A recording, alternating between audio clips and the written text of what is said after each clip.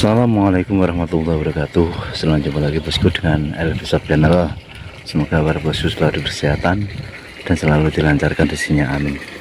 Kali ini kita akan menjawab salah satu pertanyaan dari bosku yang kebetulan baru saja ini saya bikin video itu ada chat masuk bertanya tentang budidaya ikan gurame dengan ikan spasium itu lebih untung mana bosku, gitu katanya. Ya sekilas sudah saya jawab lah di chat, cuman ini untuk lebih jelasnya lagi, terus nanti sambil kita itu minta pertimbangan dari bosku yang lainnya. Mungkin di tempat bosku itu sudah ada yang budidaya ikan spasium, bisa juga kasih masukan. Kalau kita budidaya entah itu ikan patin, entah itu ikan gurami, lele, yang penting itu pertama yang kita harus pertimbangkan atau kita tahu itu pasarnya bosku.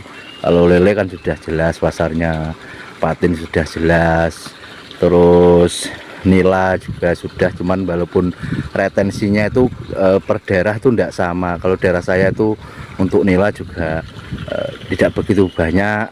Yang banyak itu kalau daerah saya ya paling patin, lele sama gurame, itu yang paling berminat. Kalau khususnya di daerah saya di Nganjuk itu yang paling banyak tetap guramehnya. Untuk lele itu tidak seberapa banyak gitu.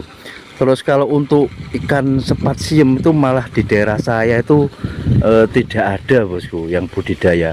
Mungkin nanti di wilayah lain kalau ada, teman-teman bisa kasih jawaban lah ke salah satu bosku ini. Soalnya untuk saya sendiri kalau ditanya lebih untung mana, itu yang jelas ya belum menguasai untungnya itu berapa, saya belum tahu. Soalnya kita harus mencobanya bosku. Kalau seperti gurame kan kita tahu itu nanti bibitnya per ekor harga sekian, pakannya harga sekian, terus nanti jadinya daging itu per kilo sekian, kan ketemu kalau kita hitung itu nanti keuntungan ikan gurame ataupun ikan lele ataupun ikan patin.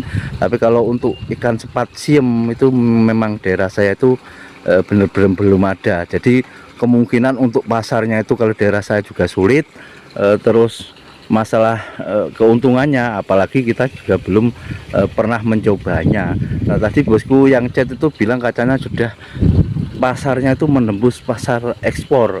Nah kalau memang itu bisa menembus pasar ekspor, nanti bisalah di share di kolom komentar itu kira-kira kedepannya bagaimana. Maksudnya itu prospeknya ke depan itu kalau memang bagus ya tidak apa-apa. Nanti kita yang mungkin di ikan gurame ingin mengembangkan lagi di ikan spasium, tidak masalah. Cuman kalau untuk daerah saya itu memang benar-benar belum ada. Makanya nanti dalam video ini kalau ada di daerah bosku yang sudah banyak budidaya ikan spasium, nanti bisa langsung saja chat di kolom komentar biar bisa buat pembelajaran bagi teman-teman yang lainnya, khususnya bagi saya. Soalnya saya memang benar-benar belum tahu untuk kalau kita budidaya ikan spasium itu modelnya bagaimana, kalau pakannya itu per kilo jadinya berapa,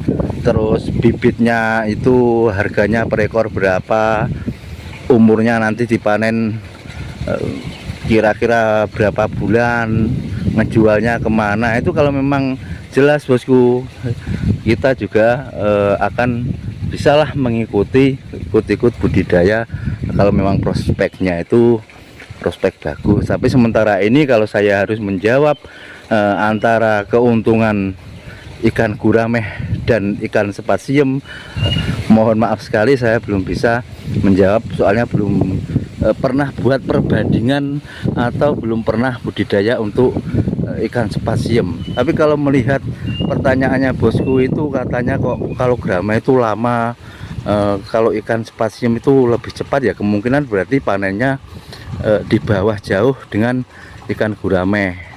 Itu kita kalau budidaya itu harus kita hitung bosku. Nanti umpamanya kalau pakan satu sak yang pakai harga berapa, nanti jadi dagingnya itu berapa kental. terus harga spasiumnya itu per kilonya berapa. Nanti itu baru kita akan bisa menjelaskan keuntungannya itu berapa, terus dibandingkan dengan gurame itu lebih untung mana. Kalau kita sudah mencoba, nanti kita akan baru tahu. Untuk sementara ini ya mohon maaf sekali kalau untuk ikan spasium saya memang benar-benar tidak tahu sama sekali ilmunya. Kalau ikannya sih tahu, soalnya ikan itu kan jenis ikan yang seperti di rawa-rawa itu modelnya, ikan betok, ikan sepat. Itu cuman sepat itu memang ada dua. Terkadang kalau yang sepat biasa itu ikannya itu tidak begitu besar, tidak bisa besar bosku yang sepat biasa. Tapi kalau untuk yang spasium itu ikannya akan lebih bisa besar gitulah.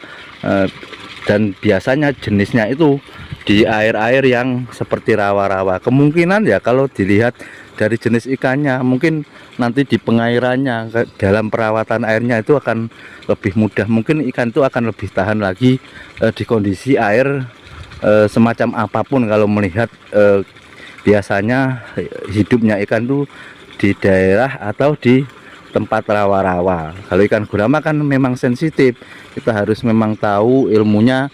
Untuk airnya itu harus bagaimana, ketinggian itu, kedalamannya itu berapa, kita harus tahu. Dan untuk sepat pun harusnya begitu bosku. Nanti bosku cari tahu sajalah dulu di mana yang ada, nanti baru belajar buat perbandingan. Kalau masalah yang keuntungan ikan gurame, bosku bisa cek di video-video saya, sudah banyak sekali saya jelaskan tentang budidaya ikan gurame.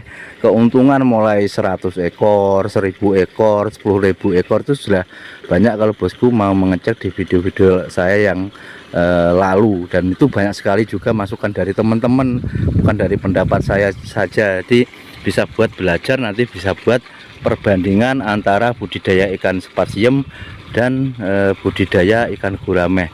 Soalnya memang baru kali ini saya mendengar budidaya ikan spasium bosku.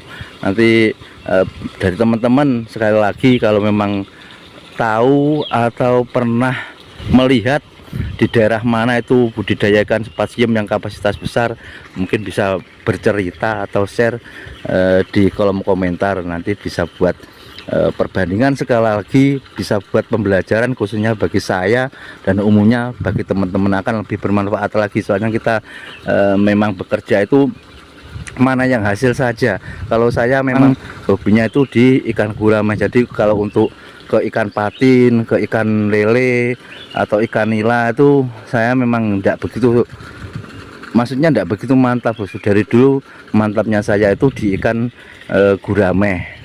Jadi tergantung pada teman-teman, masalah keuntungannya ya seperti itu. Sudah banyak sekali video-video saya yang menjelaskan tentang bisnis atau budidaya ikan gurame.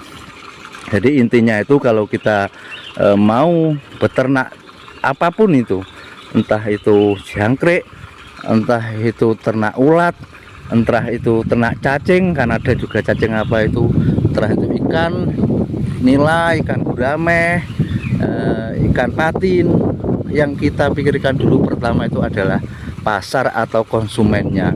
Soalnya per daerah itu tidak sama bosku. Terkadang di daerah saya ini gurame lancar, terus karena juga ada yang sering chat ke kolom komentar tuh, kalau daerah saya tuh memasarkannya yang sulit, nggak ada bakul lah.